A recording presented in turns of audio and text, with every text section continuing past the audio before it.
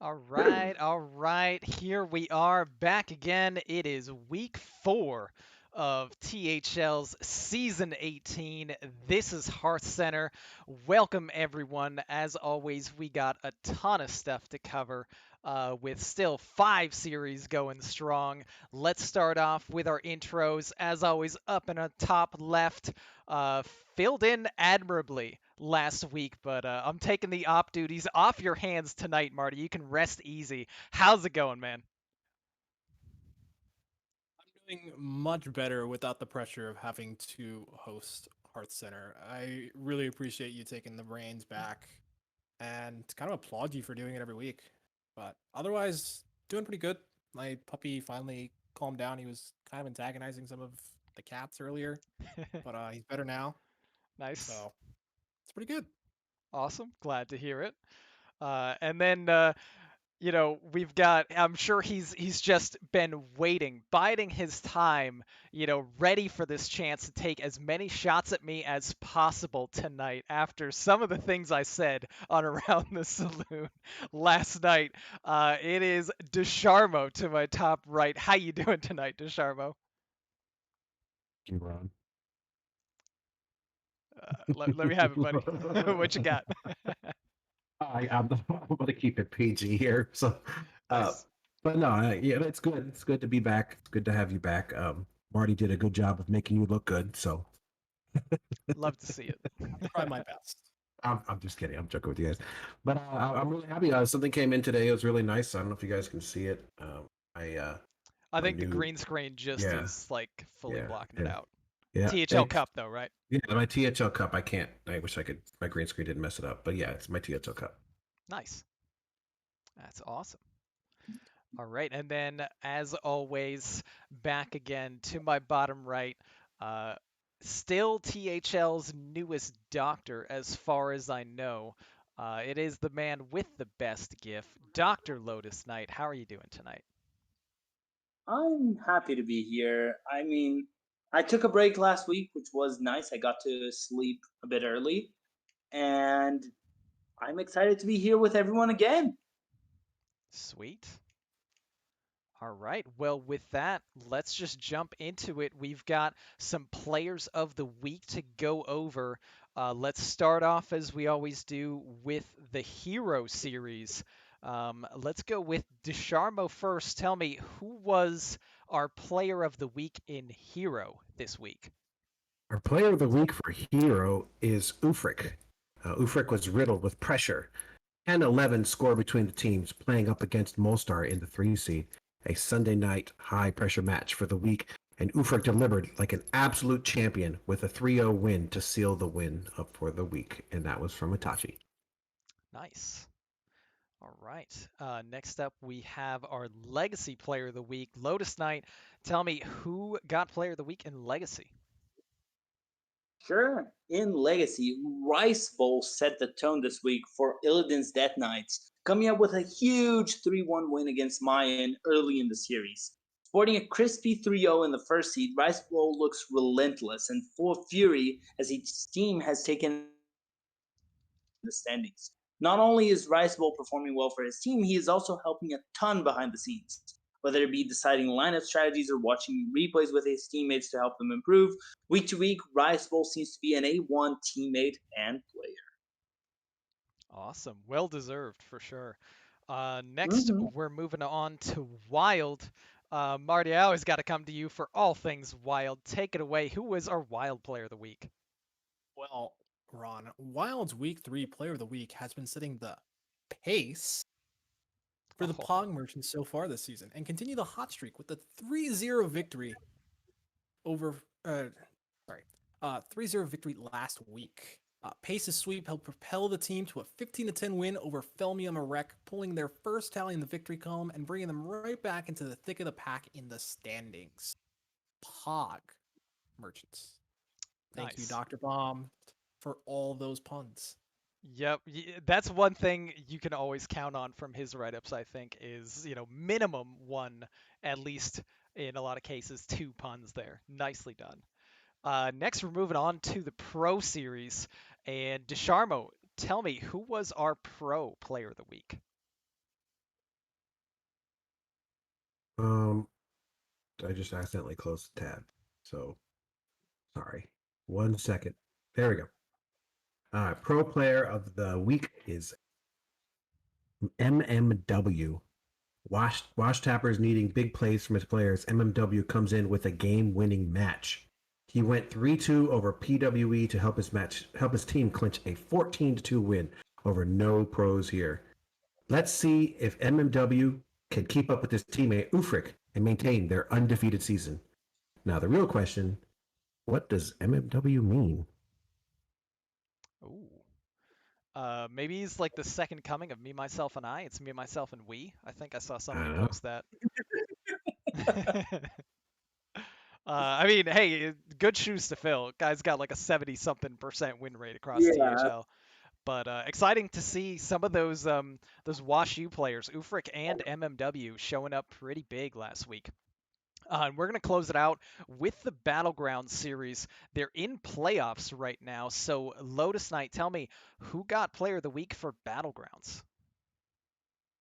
For Battlegrounds, Andraste, it is very hard, possibly mathematically impossible, to guarantee a seat in the finals 1 week early with the current Battlegrounds format.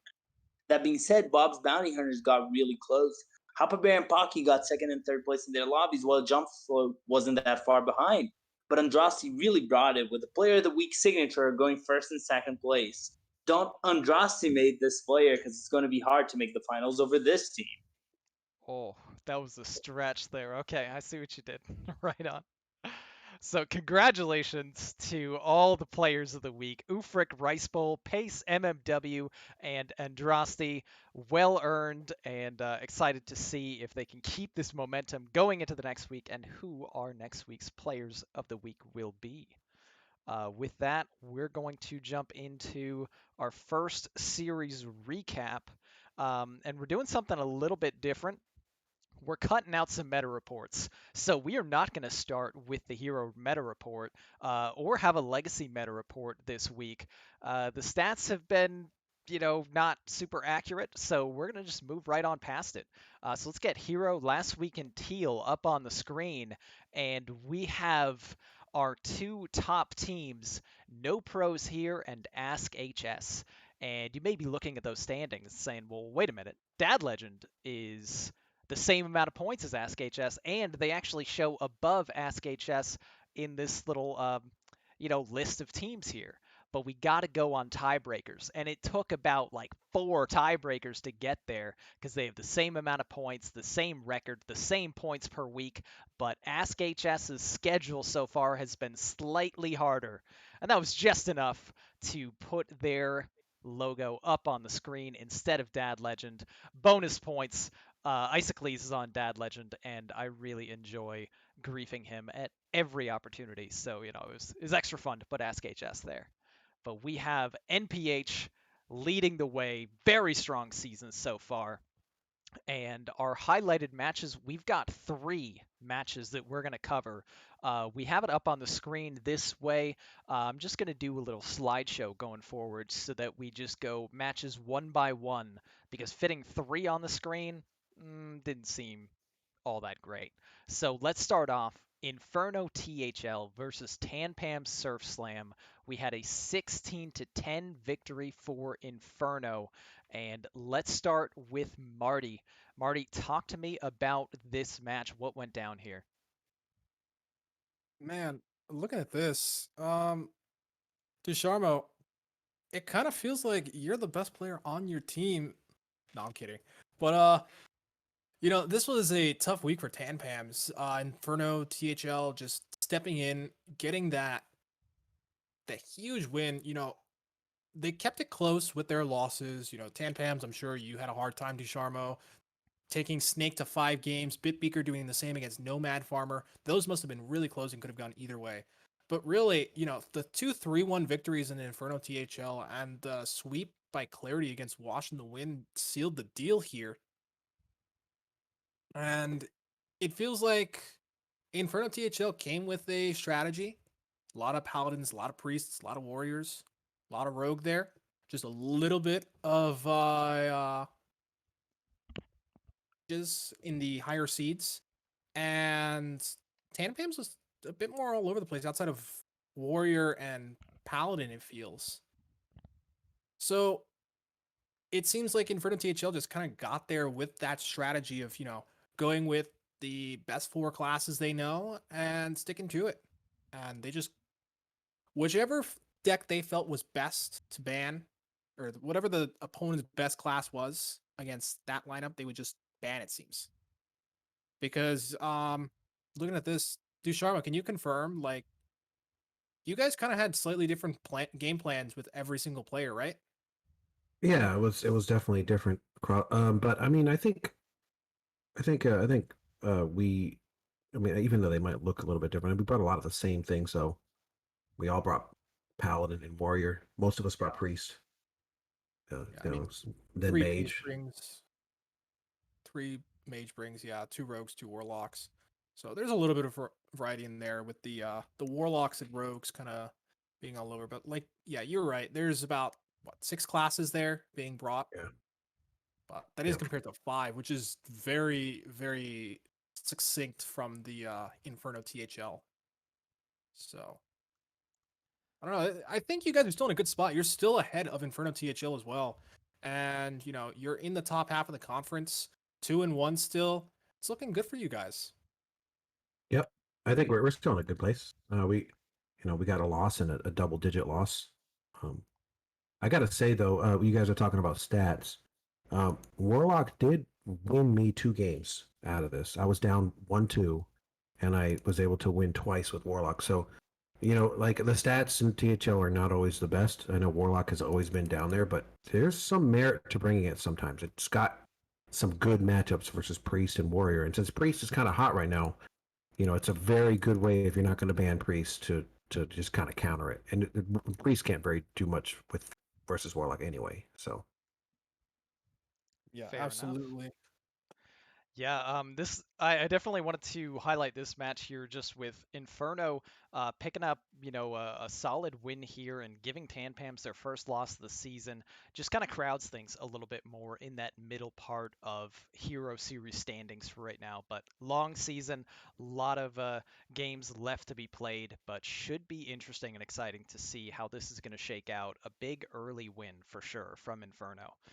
Normally, I would have called on you, Desharmo, but first I wanted to mix things up a little bit, not call on everyone's own teams every single time. And second, well, I didn't want you getting any angrier at me than I already made you last night on Saloon by making you talk about your team that lost. If they won, I probably would have called you. So let's move on to the next one, which is Ask HS versus F2L Black. And another curveball here. Normally I come to Marty for all things F2L, but let's go to Desharmo here. Desharmo, talk to me about Ask HS versus F2L. Just a massive 18-6 victory for this team and puts them right up at the top, tied for second in Hero Series. What went down? yeah, this is like both teams are obviously undefeated, and this is massive win from Ask HS. I mean, Ask HS has one of those rosters. Like you look at it and you think, man, this is gross, and then you look at it again, and you're like, yep, it's still gross. It's not. This they're really good, and they have potential to just annihilate people every single week. F2L Black, they were obviously strong, but there's some really lopsided matchups here, and Hero does that a lot. I mean, been so many matches where 3-0 was close to a 3-0 on the other side. Just comes down to that one matchup. So I completely expect Dr. Feast and Catharsis to come back and pick up their game in the incoming weeks, and Itachi as well. Yeah, I was actually talking to Itachi about this one, and I think he played himself a little bit here by not banning Kel's Priest. I mean, come on, Priest is at its possibly its strongest in recent memory, and Kel is, Priest one trick, and Itachi's like, no, no, no, it'll be fine. I won't ban the Priest. Yeah, Priest kind of got to him a little bit there. So lesson learned. We Absolutely. think anyway. Yeah, but I mean, but you gotta give Kel some big props. I mean, that's very high. That's like big game hunter sort of win right there. And you look at the other Mr. Python over Catharsis. That's not an easy win either. 3-0 on both sides, and then Dr. Bomb over Rebob. Man, just Ask HS was really putting a beating on this week, and let's see if they can continue. I mean, I think they have the potential. How's Itachi a 4? Yeah, I it's mean, crazy. F2L And is. he's also 0-3, so I don't know. Maybe he needs to be a 5. I'm I just So think kidding, I Itachi. think Itachi had a tough season last season in Heroes, so this kind of it's slowly been just is moved down to the 4 seed. But I mean, even then, look at F2L Blacks. I mean, they got a really even 1 through 4. Either one of those guys could be a 1 or 4 seed. Just kind of where the Yeah, and this PRs is are Yeah. right only now. their first loss of the season too. So even though, they got very few points in this loss here, they're still in easy striking range to compete at the top of the standings. Just takes a few good weeks and everyone's up there. Yeah. Mhm. All And right. well, nothing. And I think F2L Itachi, he's sort of their hot seed right now. He should be getting wins in the 4 seed just by the way they're built. And I think for F2L Black to step back, I think Itachi kind of needs to find his groove again. I I mean, if that's what you're relying on as a team, I think you're in pretty good shape. So we will see what happens. All right, and then let's move on to our final match to cover for Hero Series last week, which was Dad Legend versus Murloc and Load. And Lotus Knight, this was a 14-8 victory, putting Dad Legend in a tie for second place and handing Murloc and Load, who started off incredibly strong with, I think, a second consecutive loss. Talk to me about this matchup here. Sure. So this match, you're not going to see 14 to 8s very often. This is such a low amount of points per game. It's kind of ridiculous. Icicles won against No Way 3-0. Then Adair won 3-1 against Risen. Starlex and Yellow Dart beat Sheriff and Bone Masher 3-0, while Corrodin lost to Wyfair 3-1. Now, this is a match against strong teams. Load was seen as a early, really strong team, just putting on results and falling against Dead Legend, who is also having a really good season. It is the number 2 team in standings right now, and they have a crazy roster. Icicles is great. Risen is great. Starlex is great. Dart is doing amazing in the 4, and Dart should also not be in the 4. I think this was a really good match and shows that Murloc and Load is not as weak as some people might be thinking, even though it's 1 and 2. Yeah, and I mean, what more can you say about Dad Legend that hasn't been said already through the seasons? They're always a very strong, very competitive team, looking to once again compete for playoffs and maybe finally in Hero not, fall apart right at the very end of the season, but actually make it there and have a strong performance again. I feel like they've been dealing with a curse ever since they blazed through the entire series, won the title, and had a little celebration of a show that they called the Daddies, where things went super off the rails. I don't know, it's like this karmic retribution that's been hanging around for a while, but I think maybe this is the season Dad Legend breaks out of it finally. Big win over Murloc and Load and puts them way up there in the standings in the early going of the season. Also worth mentioning, Vote of Some Confidence still very high up there and competing. Blast as well, a team to keep an eye on.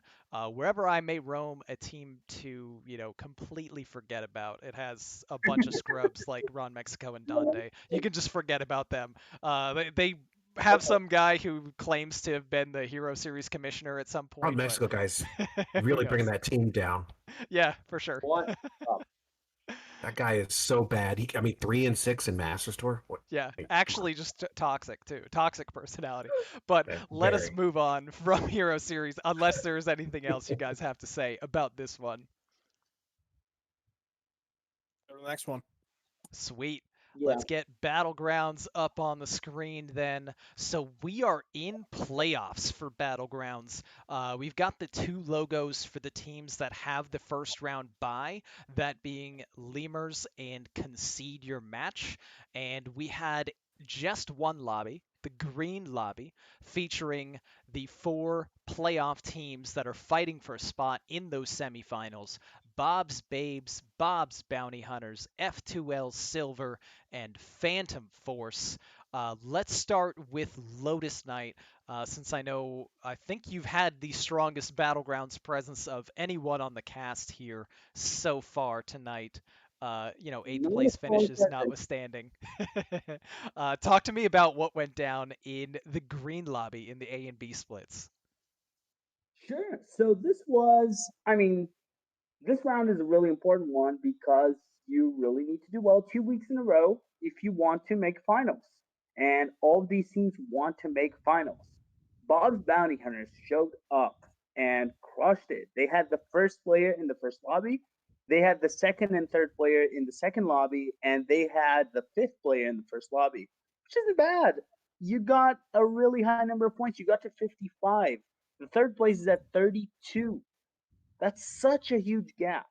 F12 Silver was able to hang in there because some of their players did quite well, and they were able to accumulate a few points. And the other teams just didn't pop off. Trestis tried to get Bob's Babes still in the game, but it just wasn't enough. And Steffi unfortunately didn't get the fire Steffi game that we're used to at this point, and just couldn't bring Bob's Babes to the forefront.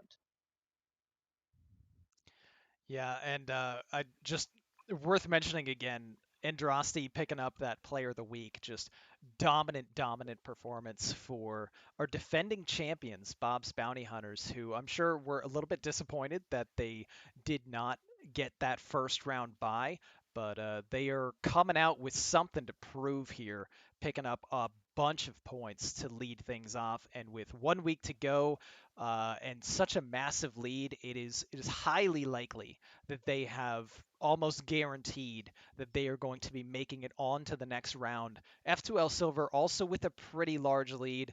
Um, it's going to be a really tough proposition Yeah, for either Bob's Babes or Phantom Force to overtake them, but that is why we play the game, so there's always a yeah. chance. Um, Also, don't forget that quill boars are in. So there's actually a new meta in Battlegrounds that's basically developing starting a few hours ago. And they're going True, to be big playing shakeup. quill boars. So whether their strategies, I don't know if Menagerie is still completely insane or if you always go for a particular strat.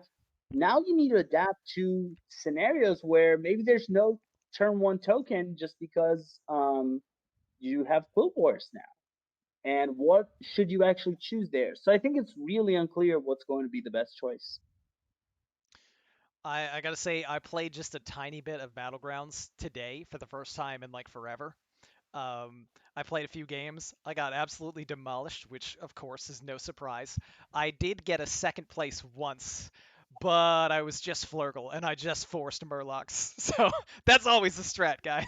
Just force Murlocs. Yeah, But it'll be really exciting to see what this new meta does, and if it maybe, shakes up the leaders of Battleground series all season long. They were used to one meta, and with a meta completely changing all of a sudden, that can sometimes open some windows for other teams that maybe were even underperforming slightly to have a chance to dethrone, the top teams. So keep an eye on it. We will oh, see in the very near future. for sure. Any other things to say about Battlegrounds before we move on to our next series recap? I will take your silence as a no. Everything that we want to say has been said. Let us move on then to the wild meta report. We've got Marty B's stats corner, and why, yes, I did make a small little update. Marty, I felt like you deserved a logo, so there you go. We got a little Marty B logo in the top right. Talk to me about what's going on in Wild Series and what the meta looks like so far. Well, first of all, I want to thank you for the logo shout out. I appreciate it. With that said, though, um, not a lot has changed. Uh, Things have just kind of been ebbing and flowing within the wild meta. Uh, Demon Hunter is still seeing small amounts of play. Odd Demon Hunter is a thing. One person likes their Reno Hunter and likes to mess around with it. A popular wild streamer got Legend with it last month, so it's been a thing since then, even though it's not the best deck. But I wouldn't be surprised if we kept seeing it pop up here and there. Druid is dominated by Malygos Druid.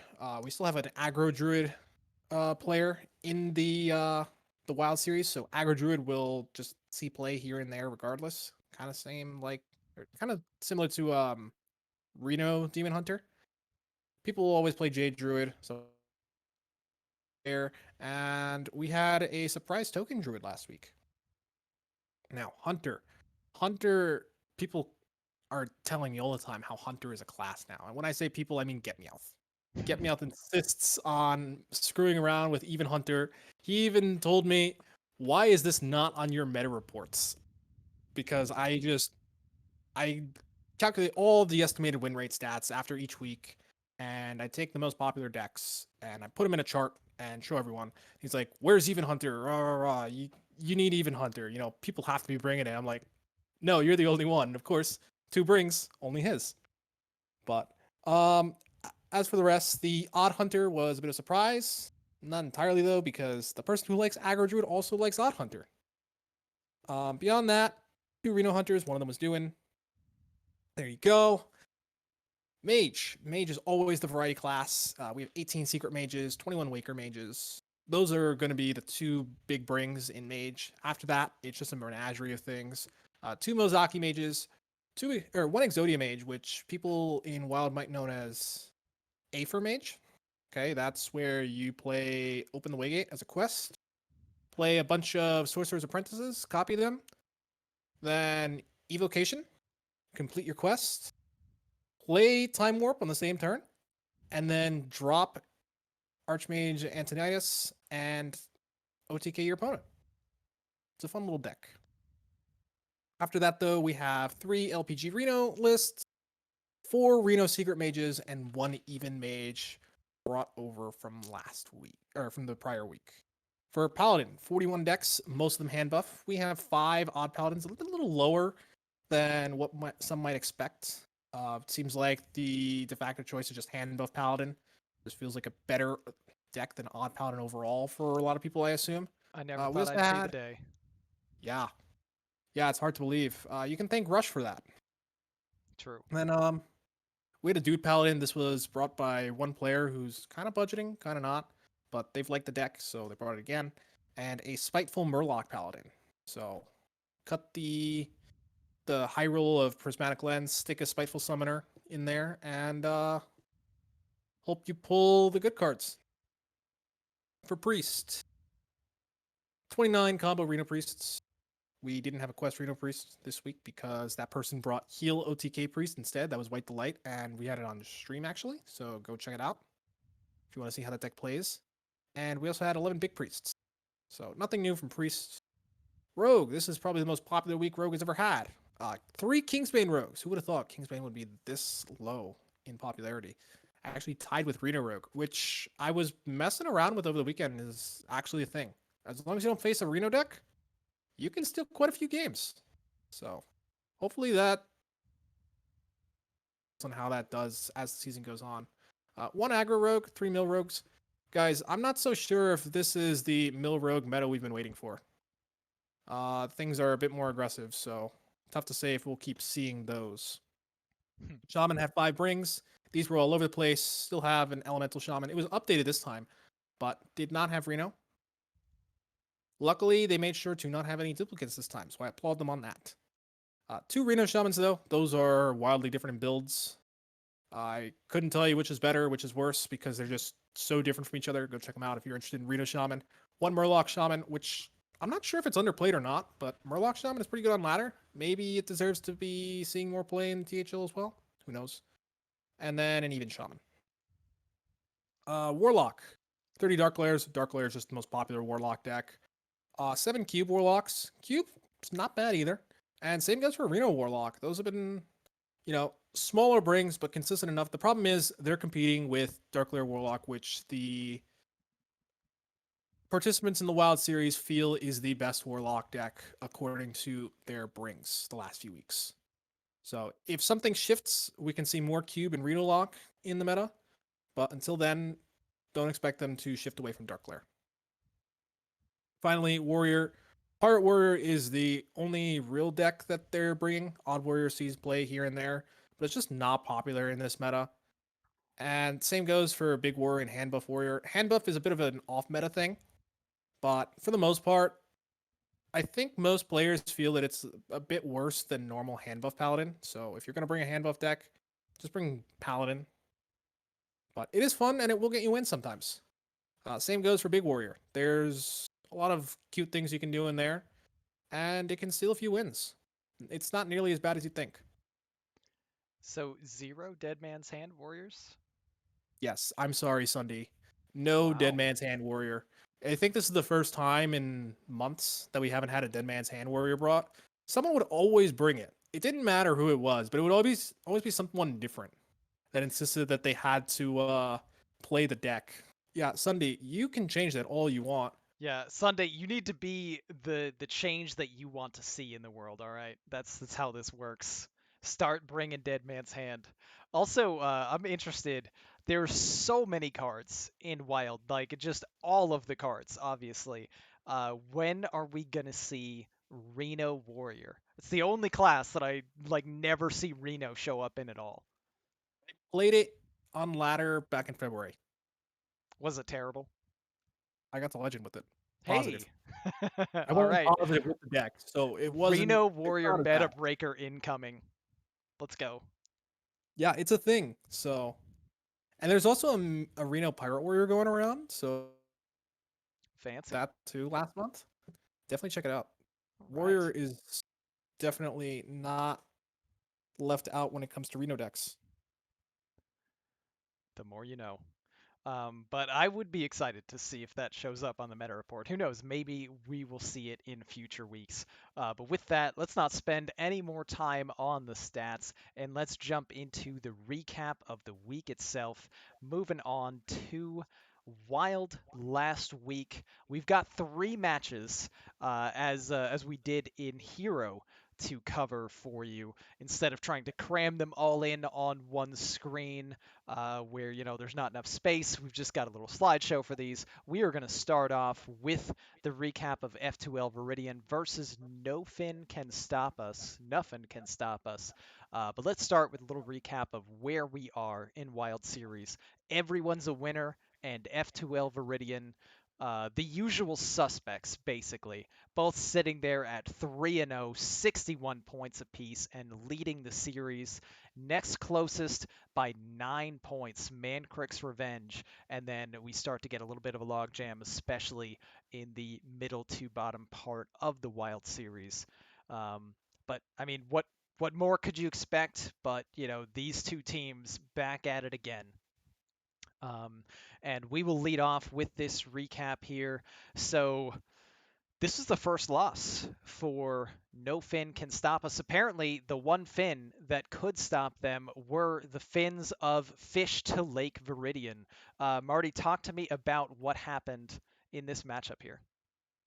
I feel like you were waiting for that Fish to Lake thing for weeks. I Oh, remember you yes. mentioning a little Oh, it while finally back. happened. It was beautiful. It finally happened.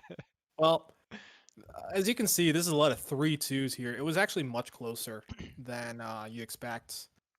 The one thing I do want to talk about is what I mentioned before in the meta report. Get Me Up bringing Hunter and winning with it.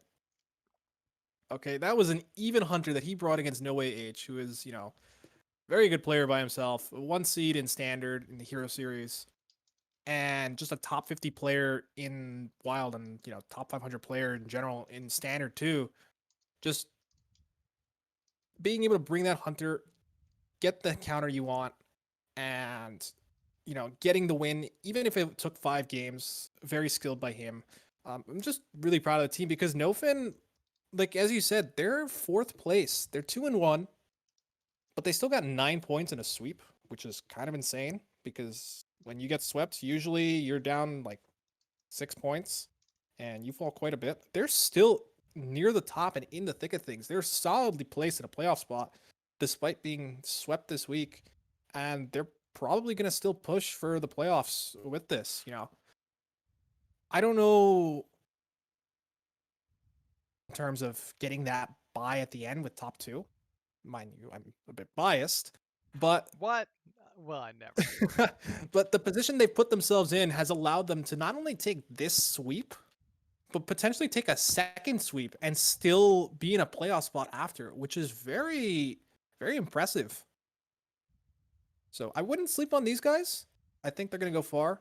Their captain, Seth, is one of the best new guys to the Wild format, I believe. He showed up a few months ago and he's just been killing it since. All these guys know what they're doing and they're still very tough opponents. Don't sleep on them. Yeah, absolutely. I mean, they already kind of proved a strong start to the season, and there's no shame in losing to, last season's runner-up and one of the most dominant teams that we have in Wild Bear. Interesting to see what, the rest of their season is going to look like, and if they can start picking up that momentum again after this loss. Next matchup we have to cover, we've got Mancrick's Revenge versus Hair Club, and this is one of our rarest occurrences that we see in THL, a straight up tie. Nobody gets that +3. Each team gets the +1 for the tie to pick up 13 points apiece on this week. And Marty, we're going to let you do the wild takeover here since I figured, it's best to play to your strengths. Marty knows Wild. Let's have Marty talk to us about Wild. Mancrick's Revenge versus Hair Club. Talk to me what happened in this one. This was as close as it gets. So the first of all, I did mention the White Delight versus Lord Zav match was on stream, and I recommend to anyone interested to go watch that because that's where you can see the heel OTK priest. Now, for the rest of these matches, it was actually 12-8 in favor of Hair Club going into the final match, and it took Praise Chicken Drumstick, PCDS there, that's what it stands for, Praise Chicken Drumstick, to That's come in, awesome. yeah, to come in and get the sweep over Otters, and as you can see, he performed. The dude came in, is brand new to the Conquest format, and is already starting 3-0. It's insanely impressive, really. Everyone was sleeping on Mancrick's Revenge much more than any other team. I remember someone had them as a common in the preseason power rankings, and I had mentioned in the preview, these guys are a sleeper. And this is why, third place, tying with who a lot of people considered a top 3 team in Hair Club, just tying with them. It's extremely impressive. Even Lefty, he's now 1-2, but you can't blame him because he's playing Mimnarch, a guy who's usually a 1 seed in the Wild series. It's just insane to think about from top to bottom. These guys are, proven all the names.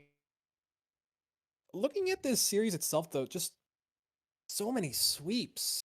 It's so weird because, like, you're talking about the ties, but it's also interesting because there weren't a lot of points given away.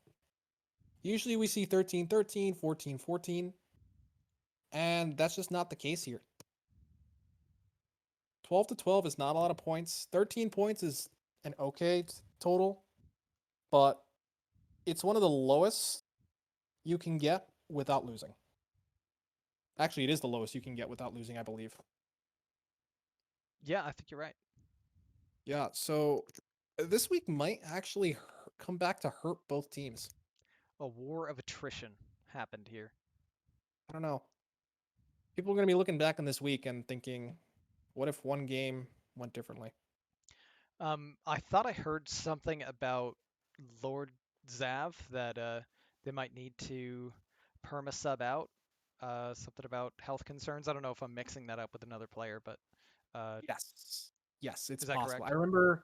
I remember he wasn't feeling too well over the weekend, and the week before he actually played on the way to the hospital or something like that.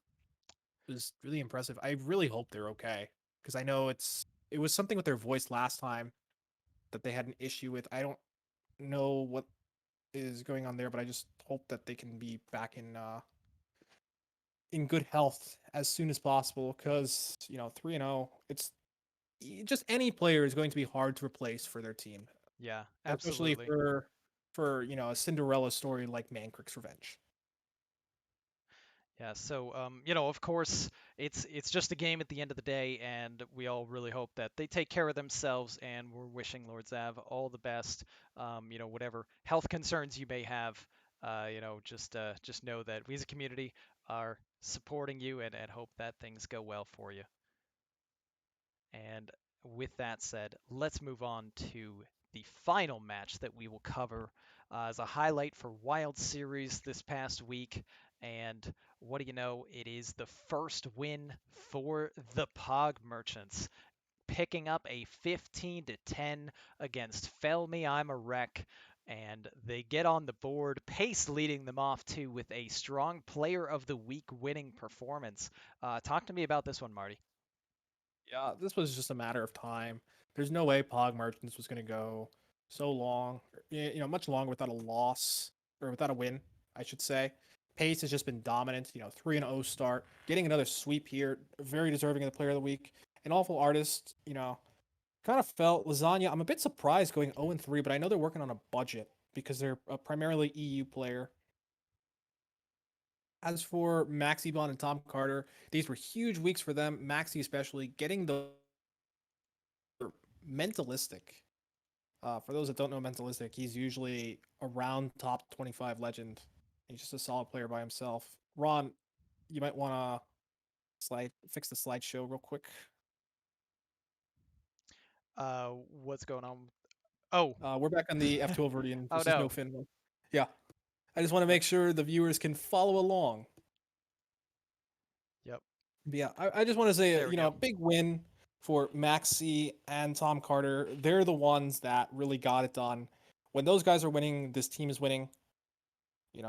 It's a game where it's just like what we say with Legacy and Hero.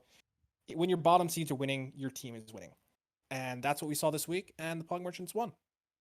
So as long as they can keep that up and those guys can turn it around, which I know they can, they'll be climbing the standings very quickly. Yeah, a team led by Diamond, at least what we've seen in recent THL seasons, frequently does very, very well. So high expectations for the remainder of their season to see if they can keep climbing up those standings. Certainly got a pretty big gap ahead of them already with everyone's a winner in F2L Viridian, but anything can happen in these long seasons. And we will, of course, be recapping all the action for you right here every week.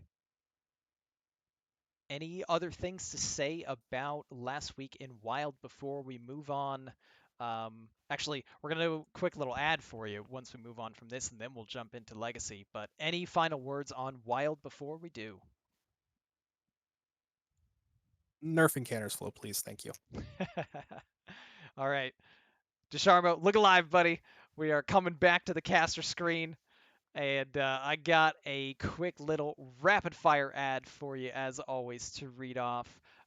Just if you could consider supporting our channel. Let me find it here and we'll launch right into it. I should memorize this by now. Okay. Hey there, Twitch viewers. Have you subscribed to Team Hearth Legends yet? No? Then make today the day to be a legend yourself and subscribe to our channel. This subscription enables the THL team to help cover the various costs of operating our website as well as improve the quality of our streams and content to our viewers. If you have Amazon Prime or Twitch Prime, you can actually subscribe to this channel for free. Subscribers will get a THL emoticon as well as the lovely THL chat badge. So hit that heart button and keep the notifications on. Make sure you catch our team broadcasting live. We appreciate each and every one of you. Special note to our viewers, check out THL's other social media points of interest. Our website, teamhearthlegends.com. Follow us on Twitter at THL_HS. Join us on Discord at Team Hearth Legends. Check out the THL POW podcast or Power Rankings for all series, wherever you find your podcasts. The true Hearth legend himself, Saku, continues to post all of our videos on our YouTube channel. Just search for Team Hearth Legends to catch everything previously recorded. You are, of course, watching us on our Twitch channel, twitch.tv/Team Hearth Legends, or possibly on our YouTube channel in the future. And for all you THL fanatics out there, we have THL shows every single day of the week. You can't go wrong tuning in at any time for some amazing Hearthstone related content. Now, back to the good part. All right, and with that, let's jump into Legacy. No meta report again for Legacy, as I mentioned before. Let's get straight into it. Legacy last week in gold. Get it up on the screen. We have our top two teams in Legacy Gold, a Noyo team and Chaos Theory. Uh, this is my team, Chaos Theory, and I can hardly believe it because Isocles, the captain, has been so cursed ever since he started this team. But somehow, maybe the curse is finally getting broken. I'm not even sure that they got 2 wins like in any season before now, but 2-1, looking strong. Orcs that Smorks barely behind. Do you even Tonk and Defias Brotherhood and Destubs all extremely close. It is a very tight race right now as it stands in gold. And then we have Hearthstone Academy struggling a little bit. Hot Zilfs, don't be deceived by the point total. They had a bye. They're actually the second strongest team in the conference right now behind Orcs. But, the buys kind of just change that a little bit. I don't know. Maybe we should change the standings to points per week. Yeah, we should definitely change the Orcs is gross. I mean, But look, but look if at I that. if I They have change the standings, then I wouldn't have my team Chaos Theory's yeah, logo up true. there. But I mean, Orcs is like in third place, and they have one less match than a Noyle team that's in first place, 4 points. So all they Yeah, gotta do is get 4 points in one match, and yeah. there's Orcs is 10 on points. fire with 21 Yeah, they're points per week. gross. Yeah, it's absolutely insane. But we're gonna start off with our recaps. Let's talk about Chaos Theory versus Do You Even Tonk, and a very important, missing change there in the number 1 seed. Some scrub got subbed out, and even though Heatshock lost, I think his presence was enough to get that win. Talk to me about this one, DeSharmo. Yeah, I think Heatshock's presence definitely was way better than that other guy. Um, True, true.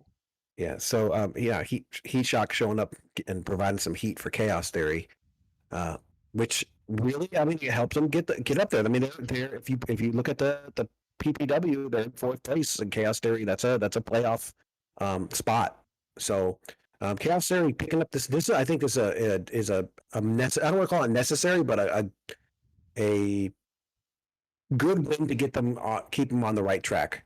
Do you even Tonk is still? I mean, they're in. If you count the PPWs, they're in fifth place, so not a team to scoff at all. Or no, yeah, fifth place. So Theory really picked up a big win here. I think you look at going down the list here. Um, Notorious, big win over Turtles. Still struggling this season. I think he'll find his way eventually. Just got to get over that hump. Sometimes you just don't, things don't go your way, and sort of you get in this little rut. But I believe in Turtle. I think he'll step it up. Yeah, Isaac Lee's the losing. Penflinger nerf was just a nerf to Turtle, Yeah, unfortunately, but yeah, he's fighting yeah. through. And Geranium Battle here, picking up a 3-0 decisive victory over Isaac who's a 3 seed in Legacy. That goes to show just the strength of the 3 seeds in Legacy. And if you look at my match in Legacy in my rating, I'm 1-2, and I'm facing some gross players in the 3 seed. So yeah, Geranium Battle, just a huge win there. Risen coming in with the massive 3-0 necessary for Chaos Theory to pick up this win. If it was not for Risen 3-0 there, it would not have happened. So good on him. And then Kodomura, he's sort of carrying Chaos Theory at the moment. 3-0, 5 seed, 50 PR. You want those. You need those. You need him on that wall. Nice. Yeah, And Kotomura actually had a very interesting match. A little mini spoiler, he is featured in our clip of the week at the end of the show, yeah, with a very spicy yeah. thing that happened in one of his matches there. And you're gonna and a lot of people who are listening, you're gonna find that if you can find a 50 PR player who can get you a lot of wins, you're solid. They're going to carry your team. That I think a lot of these legacy and hero teams are. A lot of them are the 5 seed. They're the reason why they do so well. Often. Got to find yourself that new RoboCats. Get on it. Yep. I think Chaos Theory's found them so far, at least with Kodomura. So let's hope we can keep it up, keep this undefeated season going. And I think that to even talk, I mean, they're still up there. They're still in the thick of it. They're not out of it. I think they can turn their season around and start fresh next week. For sure, yeah. Justin and Turtle in the 1 and 2 is always strong, and Geranium Battle very impressive start. So going to be an interesting team to keep an eye on.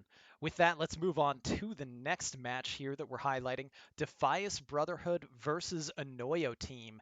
Defias just working their way up there in the standings. This was their first win on the season, but it was a really big one here. Lotus, can you talk to me about what happened in this match? 18-8 is not a common score. They just kind of hit the ground running on this one. Yeah, Defias went crazy on an IO team this week. An IO team was, I believe, the number one team and still is. But Hockey Boys just showed Darren where it's at with a 3-2 win. Wild Nine player against Catharsis. Jester 3-1 against Cherub, who was subbing, I don't know for who. Neb Canuck lost to Milo, and Geeks beats Zeton 3-1. Overall, just a really strong showing for Defias. 18-8 is an insane score. Yeah, really impressive victory for Defias. Um, you mentioned that Charp was subbing in. I'm not actually sure who he was subbing for because he's subbing again this upcoming week for a Noyo team. But oh, for Dewan. Thank you, Bone Masher. Bone Masher mentioned in chat. Okay. So, yeah, those are big shoes to fill. But even one loss, don't let it get you down because there is plenty of opportunities to pick up victories. And an Oyo team still very high up there in the standings, as we mentioned. Defias, though, picking up a much needed victory to put themselves into the playoff conversation because it's never too early to talk playoffs and to overreact to every little thing that happens. Yes. Um, any other Anytime someone things that we've. says, Oh, go ahead. I was gonna say, anytime someone says playoffs, and it's like really early in the season, I keep thinking of that Jim Mora Yes. thing. Playoffs. You get Don't talk playoff? about playoffs. I don't know why, but every single time someone talks about playoffs, I want to say that. I have to restrain myself from Yep, saying that. it's excellent. One of the best clips for sure. Let's see. Any other things we want to say about Gold Conference before we move on to a recap of Red?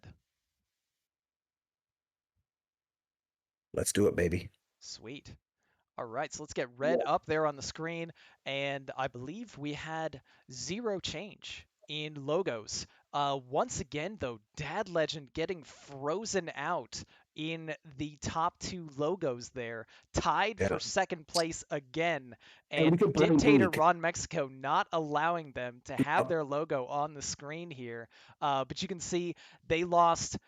This is the second time too that they've been tied for second in the conference, and they've lost on like the third tiebreaker or fourth tiebreaker. Same amount of It was points, my fault. same record, 100% my fault. same points per week. Strength of schedule, a little bit smaller. Well, it's also my fault because I'm the only one that lost this week. So had I won, Nice. Blame to Sharmo. we would have been in second place. So There you go. my But fault. Illidan's Death Knights on a tear to open up this season. Flame Pimps, a very strong team from last season and continuing their strong performance once again to lead off the season.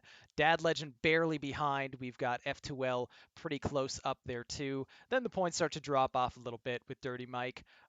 Fish, a very popular team name lately. Hopefully, we'll see them pick up some more wins soon, so we can mention them some more. Maybe put their logo up there, and then some shaky starts. Pod people doing their typical thing. Slow rolling early and coming on strong late. We would expect Bank Yugi Fan Club and Standard THL Degenerates 1-1. It's a long season, and there's plenty of time to make that up. Also, buys have a lot to do with not having quite as much points as the rest of the field. Yeah, but these buys here, they're not as impactful as the other one, as the other ones you see. I mean, they're really just going to move up into the five and below, kind of move past Dirty Mike and Fish. So True. so the standings are pretty legit here so far. Absolutely. So with that, let's talk about Illidan's Death Knights beating up on Fish to Lake White. Desharmo, talk to me about this match here. We already led off with a player of the week, Rice Yeah. Bowl, picking up that big win. What happened here? Yeah, this is if you look at these two matches here, there was a lot of just uh, ridiculous matches against some really good players in all the seeds across all seeds. Rice Bowl versus Myanmar, two amazing players, and then you got T Stew and Rebob, another two amazing players. JR versus the Rotted Zombie, also a great player, and JR as well. Mad at Arms and Sunday, both in the 4 seed WTF and Mighty Biz and Slod. Just again, we got Slod there, and or is that Slod? Am I saying that right? Uh, I'm Yeah, not it's actually sure if flawed. it's Slad Okay. or Slod. And again, Marty, what was just it? It's slot. Okay, Slod. both of these Yeah, both are teams. fine, but I think Yeah, it's slot. I was thinking Slod or Slod, but Yeah, both are fine. I think they normally say slot. yeah. Yeah, It's he's just a clear. We typo. speak us English speaking people make things really lazy. Well, actually, Spanish does that too, but I think most languages do that. Anyway, Call him salad. yeah, salad. There we go. He mistyped there. Oh yeah, I'm sure he'll love that. But yeah, just speaking of, I mean, just and the players that were playing strong kept it going. I think these teams, if you terms of if you like looking at preseason matchup, both of these teams were pretty even. The score kind of dictates that, but I think Illidan's Death Knights just kind of keeping that momentum going, especially in the 1 and 2 seed with Rice Bowl and T Stew picking up the 3-0 and being undefeated. JR also picking up a 3 seed there, and as I said, 3 seeds are kind of gross in the Red Conference. They're going to continue to be so throughout the season. Mighty Bounds, Mighty Biz, getting an L there, but then again, they're playing against Sunday and Slot, so you can't blame them. So I think Illidan's Death Knights really stepping it up this week, showing that hey, you know what? It doesn't matter what seeds we get wins in, as long as the 1 and 2 does it, we good. Yeah, absolutely. If they can keep winning, then sky's the limit for this team. And I know JR is going to be very excited about that. Illidan's Death Knights has fallen just so, so close, but not quite there to make playoffs in recent seasons. Definitely an incredibly strong start to lead off and puts them in a good spot for that playoff You know, conversation. We'll see if they can keep it rolling. the last thing I want to point out, they got the highest PPW and the hardest schedule so far. So Impressive achievement. that is gross right now. Yeah. And let's move on now to the second highlighted match for the Red Conference. We've got the Flame Pimps against Dirty Mike and the Boys, a 13-10. So Flame Pimps, as we already mentioned, a very strong team, pretty established so far in Legacy with what this team is capable of. And Dirty Mike as well, they've always been very competitive. This was a real close match too. Talk to me about what happened here, Lotus. When we look at this one, I feel like basically anything goes the other way and the other team wins. So what went down? This was a really close match. Dirty Mike's and the boys started with a 3-1 win from Kazgar versus Taco Cat. Icer won against Tony Montana 3-0. Megu, I do not know how to say it, won 3-0 against Goose. Bullion winning 3-2 against Astrofrog, and Diddle closing it with a 3-0 win into Lefty, who's also should not be a 5 seed. But this is a really strong result for Flame Pimps. They really needed the win, even though they're number 2. You need to keep it going and get points as much as you can. And making sure you get points even in a match that honestly didn't have that many points going around. Puts Yeah, them in a good spot. I like that you're pointing out Lefty completely doesn't belong in the 5 seed, but we had an interesting conversation on Around the Saloon last night about the caliber of play in THL. And Lefty, by the way, is undefeated as a 1 seed in Pro this season. And here he is Yeah. in the Legacy 5 taking a 3-0 loss. So we just have unbelievably talented players top to bottom throughout all That of THL. It's very impressive. that And is I what we can. call a Oh, brushy tuna right there. That's called a brushy tuna. Yeah, he is pulling a brushy tuna, absolutely. Off topic, yeah. but thanks, Carvalho, for following. Oh, nice. Absolutely. So Thank you nice to very much for the see. follow. Yeah, nice to see Yeah, nice to fellow see you here. THL players. I'm sorry. And nice to see him here. We played in Hero before. Ah, nice. All right, but that is a fantastic recap here of what we have for Legacy Red. Flame Pimps, of course, getting that crucial early win, but Dirty Mike, anytime you can pick up, double digits in a loss, you're still feeling pretty good about where you stand. And with a lot of season left to be played, there's a whole lot left to do to maneuver your way into. We're always going to talk playoffs as early and as often as possible. That's what it's all about. And picking up 10 in a loss, definitely, a pretty nice consolation for them. Any other things that we want to say about the Red Conference before we move on to our final series to recap, which is Pro? Red is free. Red is free. I Well, heard Gold is free. Hero is just one conference and it's Teal. Teal is free. I think yeah, Green and Wild is free. You know. I'm gonna have to 100% disagree here on that comment. I know you're probably joking, but I think the red conference right now is you got like the top 5, 6 teams. It's gonna I think they're gonna start pulling apart in the red, but the gold looks really close together. I think gold is kind of up in the air right now. Here, Just I'm gonna sum this up pretty simply. The conferences with teams where I don't have a stake in, all those conferences are free. Ah, Same goes for the other series. So Hero is free, Legacy is free, Black Conference and Pro is free, and yeah. Oh, solid, BGs is free too. Can't forget that. solid I mean, analysis. no, I'm right. All right. 100%. All right. Before we get too off the rails here, let's move on to the Pro Meta Report. We're coming back over to Marty B's Stats Corner, and let's talk about what we're seeing from the Pro Meta here.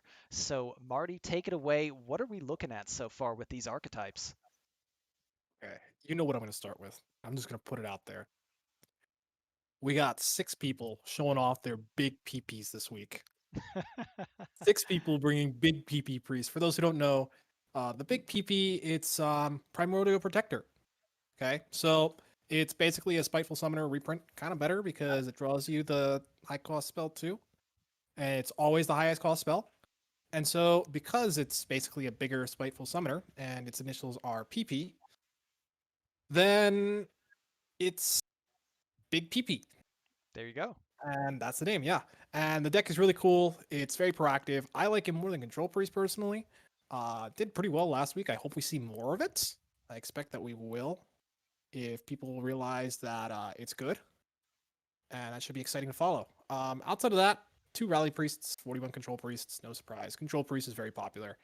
It's actually the second most popular deck, tied with Aggro Paladin. Okay. People have decided Aggro Paladin is just better for Conquest, I guess. We can see that with the amount of Aggro Paladin brings compared to Secret Paladin brings. Only 8 Secret Paladins last week, and then 3 Libram Paladins. Libram Paladin has really fallen off. Going up since we went middle out. If anyone has watched Silicon Valley, they'll understand that is also a PP joke. Spell Mage is back, very popular. 32 brings. Spell Damage Mage is still hanging around there. Then we have 12 Face Hunters. Hunters just chilling.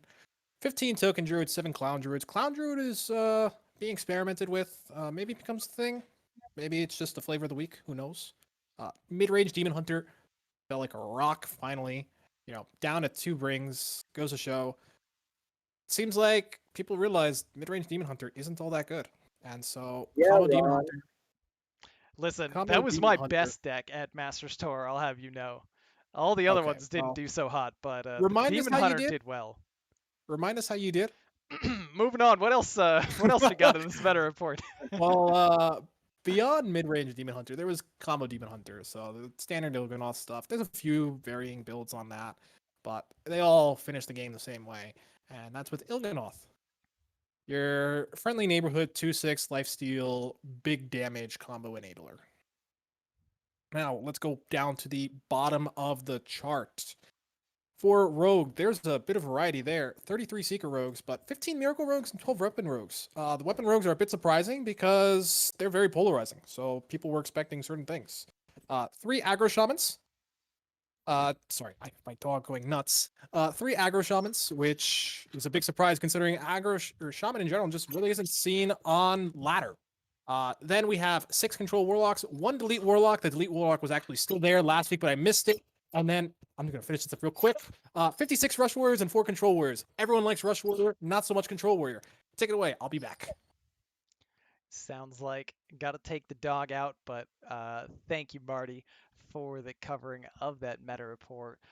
It's going to be really interesting to see how this changes in the near future, and also I'm sure we have a mini set that's coming pretty soon, and what impact that is going to have when we get those new cards rolled out, which I think overall our meta probably needs pretty badly. Just more cards when we're so limited on the sets as of right now. Yeah. I don't know Part of, about you. I don't know about oh, you go ahead. guys, but I love this meta right now. I don't like metas very often this much. This is one of my best ladder metas ever. I do not like this meta at all. I think it's okay, I guess, but no. There are way too many power cards that are you just feel very powerless whenever Yeah, I mean, Timberland I problem. honestly just feel like there needs to be just a few more cards that get thrown in. You know, it dilutes discover pools a little bit more, and can just Liverpool. shake things up. I think it's a little bit needed. Just things being so limited set wise, it always gets a little awkward sometimes when it's fresh off of rotation. So excited to see what changes. But of course, let's not spend any more time talking about the meta report and jump right into our recap of Pro Series Black Conference last week. We're going to start off with a massive victory from Grew Process to go ahead and put themselves right up at the very top of the standings.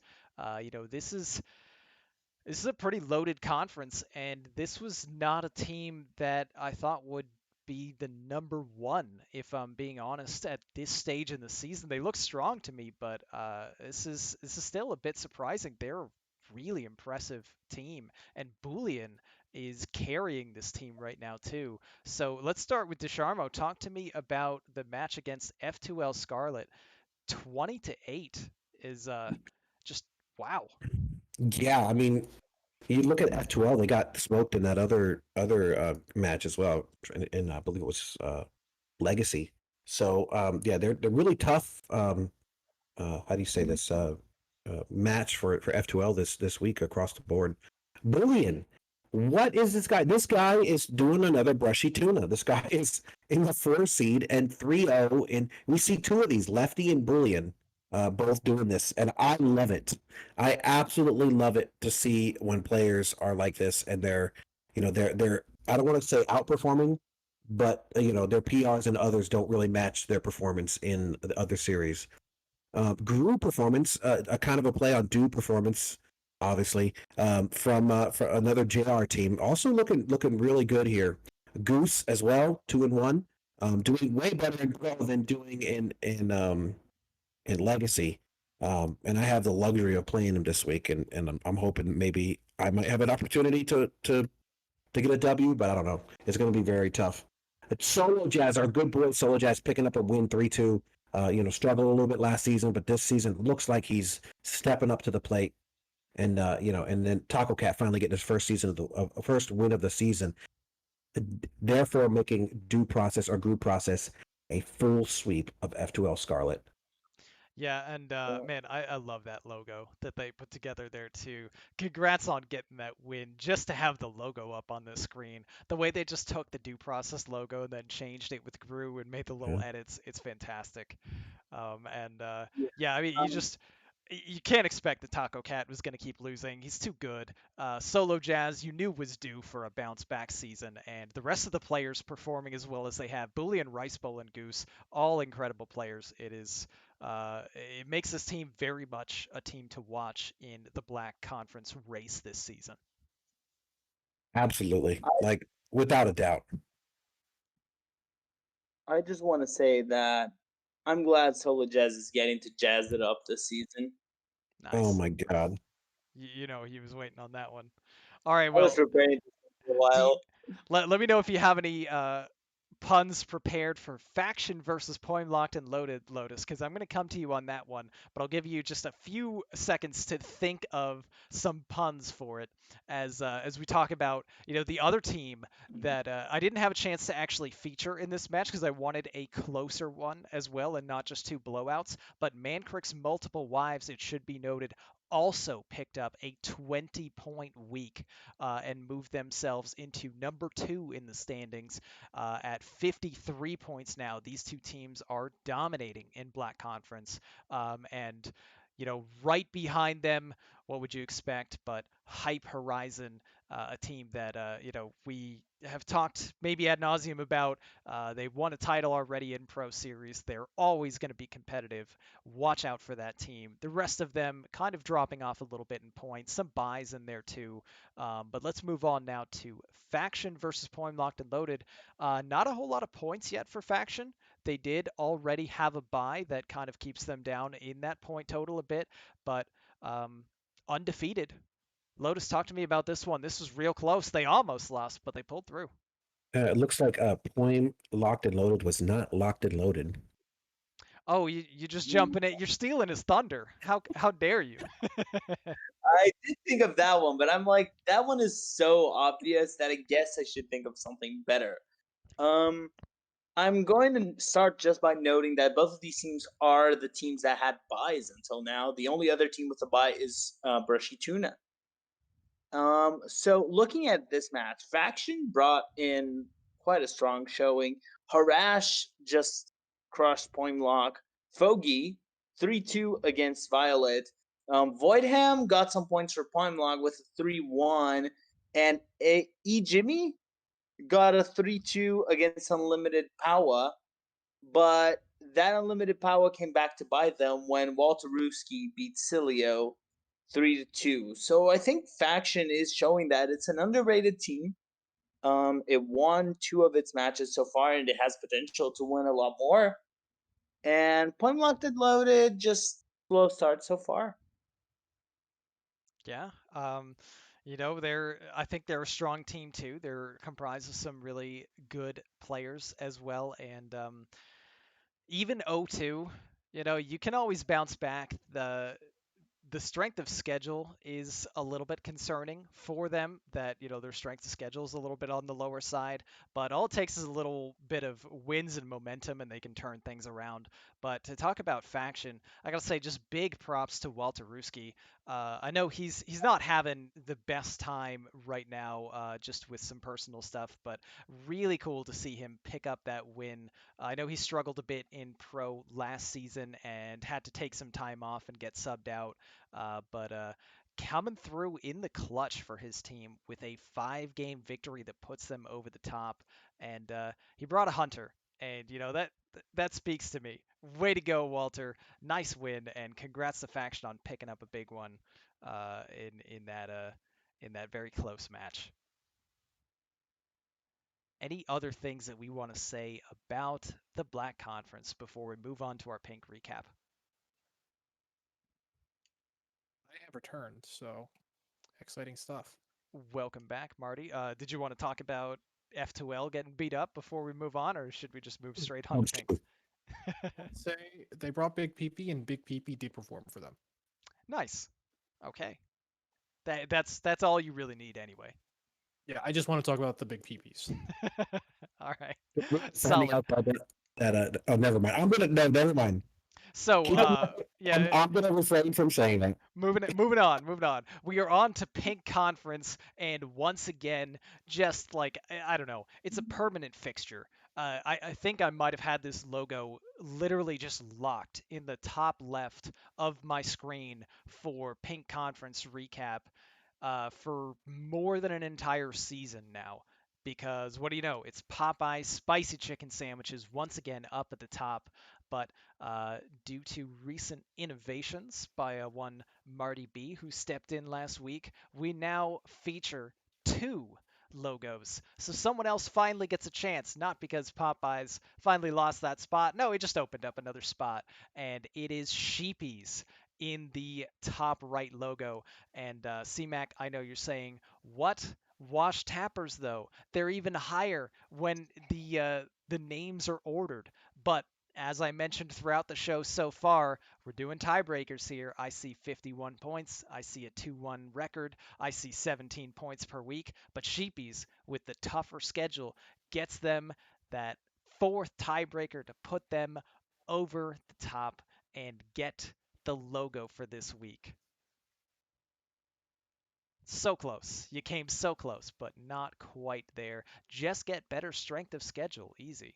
Uh, as as we move on to the rest of the teams, really just looking extremely strong in the top three, and then we've got a whole bunch of teams, tied in together right below that with a point gap. No pros here. F2L Crimson and Clownstone, and finally Hey Loser Aeon and Infinite Value very much struggling to start off the season. But we had to talk about this Clash of Titans. The top two teams, Popeye's Spicy Chicken Sandwiches versus Sheepies. Marty, talk to me about what happened in this match. Sheepies still got 10, but 18 is massive for Popeyes. Man, this team is insane. I do want to say there was one team I really think you should have featured, and I think you know why. But we'll get to that later. Um, Popeye spicy chicken sandwich, over here showing why they're at the top, beating the second place team, just absolutely dominant. The 4-1 victory, and then the one loss was with Mayan, and he took it to 5 games. So very impressive for them. Sheepies though getting the double-digit points with their loss. Okay, that's also huge. That's one of the main reasons why they're at the top, right alongside Popeyes. There's a reason why they're there. It looks like Popeyes went with the ban control Priest route, and it worked very well for them. The one time they didn't ban Priest was when Priest wasn't in the lineup at all. So they saw what was going to happen at Masters Tour. They did the same thing, and it worked out very well for them. It didn't matter what they brought in their lineup. They just got rid of Priest, did their thing with the good decks, and won. So absolute showing of skill from Popeye's spicy chicken sandwich there. Of course, again, that's still not to knock on Sheepies. 10 points is huge, like I said before, and they're still in second place. So definitely see them getting far in the playoffs once more. Yeah, absolutely. Just two teams that were strong all through last season and doing it again. A lot to be said for the consistency there, and you definitely see that cohesive strategy from Popeyes paying off big. You see Priest, just ban it. Don't need to deal with it. Just get it out of here.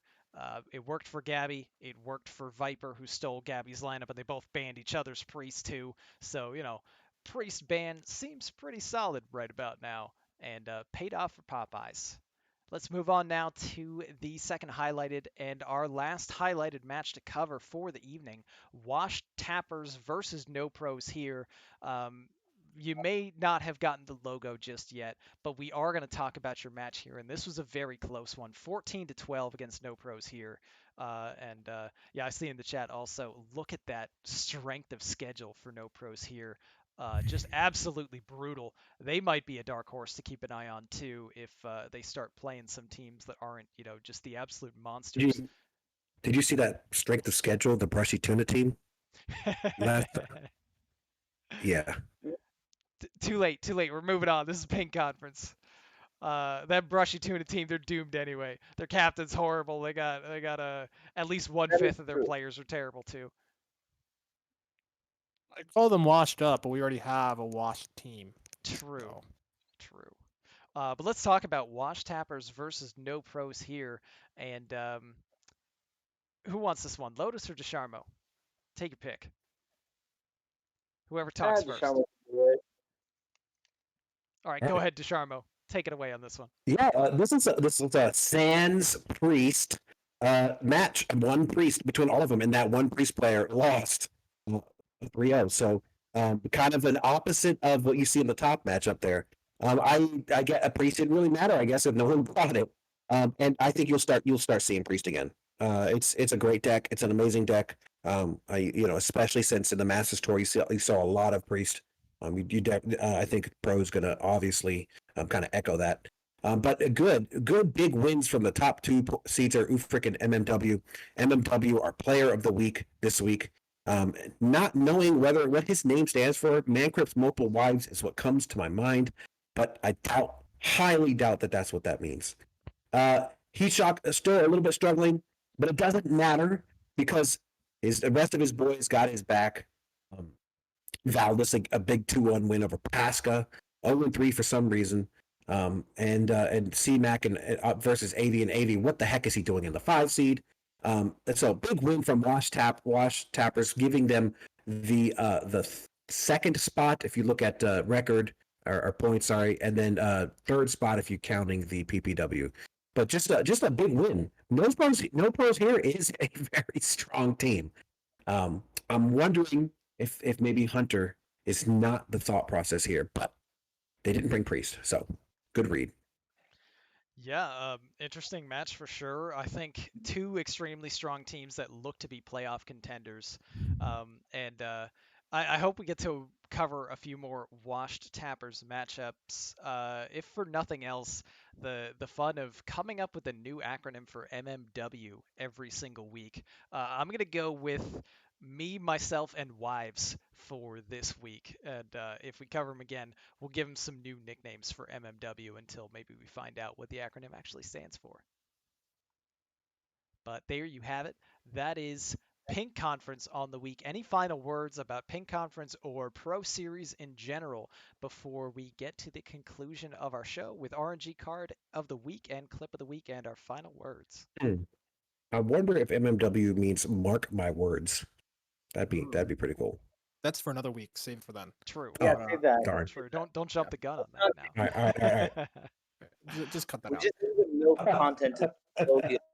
That's right. That's right. We'll Hey, have Saku edit that out of the podcast. I just want to say, live, everybody's brain. What do you call it? That movie with Will Smith. Golly, dang it. Men in Black style. There we go. yeah. Nice. So this is my last chance this week to do it, and I'm going to take it.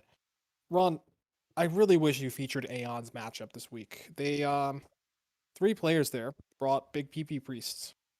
Okay, Yeah, they yeah. had big. I knew you were gonna. They had big PPs this week, and you know what the record was for those players that brought big PPs? I know you're gonna tell me. 8-4.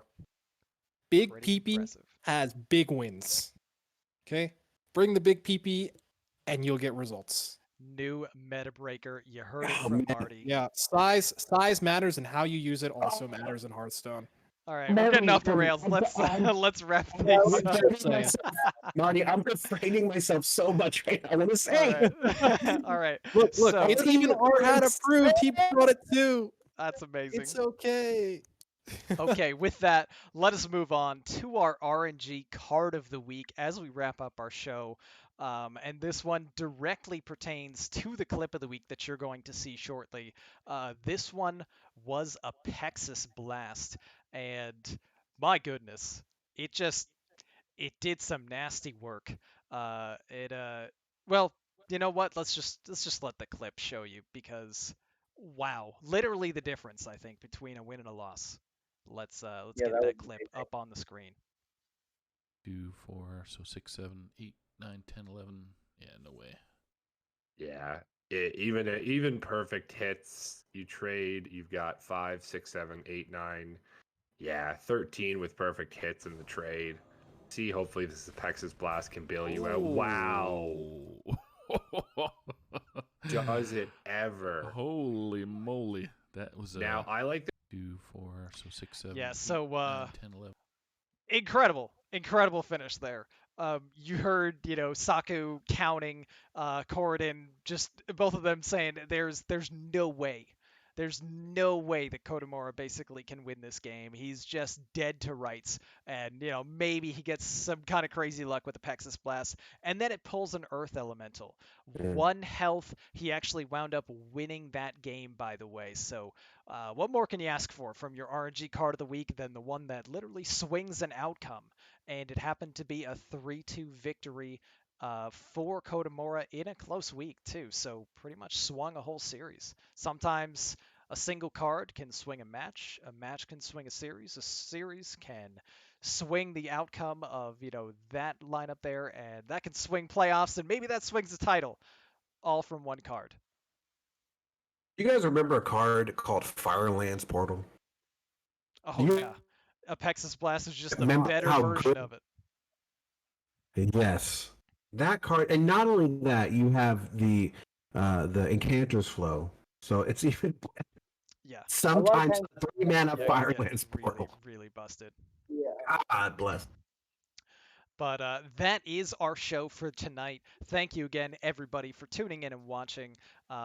We are going to wrap things up here, starting with final words as always. Take it away, Marty. Final words on the night.